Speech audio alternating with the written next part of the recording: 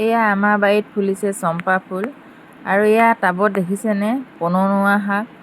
পনৌনোৱা শাক বাৰিষা কালত টাবত ইমানকৈ ওলায় আৰু এয়া আমাৰ লগতে বগা তগৰ ফুল ফুলিছে আৰু এই টাবৰ পৰা মই পনৌনোৱা শাকখিনি ছিঙি আনি তাৰে সেই আগত থকা ফুলকেইপা মই ছিঙি ল'লোঁ।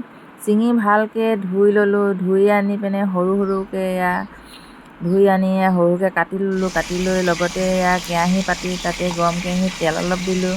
তেল দিয়াৰ পিছতে মই সেই তেলখিনিত আলু দুপিচমান ফ্ৰাই কৰি ল'লোঁ।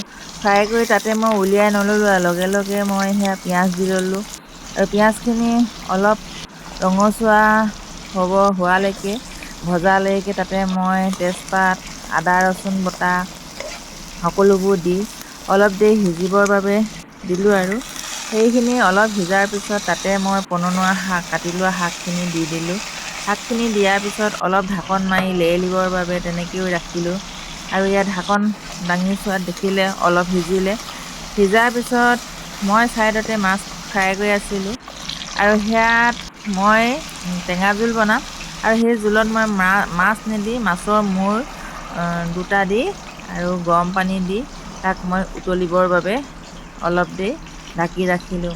আৰু আপোনালোকে পনৌনোৱা শাক খায়নে? পনৌনোৱা শাক খাবচোন, ইমান ভাল লাগে। মই ভাজিও খাওঁ সুন্দাকৈ আলুৰ লগত বা মাংসৰ লগত আৰু আজি মই এয়া মাছৰ লগত জোল বনালোঁ আৰু আপোনালোকে সোৱাদ অনুযায়ী নিমখ দিব, মই নিমখ দিলোঁ আৰু আপোনালোকে এনেদৰে বনাই খাই চাবচোন। মোৰ ভিডিঅ'টো বনোৱা বহুত দিন হ'ল, সেইবাবে মই আপোনালোকক খোৱা ভিডিঅ'টো দিবলৈ নোৱাৰিলোঁ। ভিডিঅ'টো ক'ৰবাত হেৰাই থাকিলে। ভিডিঅ'টো চাব, ভাল লাগিলে লাইক কমেণ্ট শ্বেয়াৰ ছাবস্ক্ৰাইব কৰিব। ধন্যবাদ।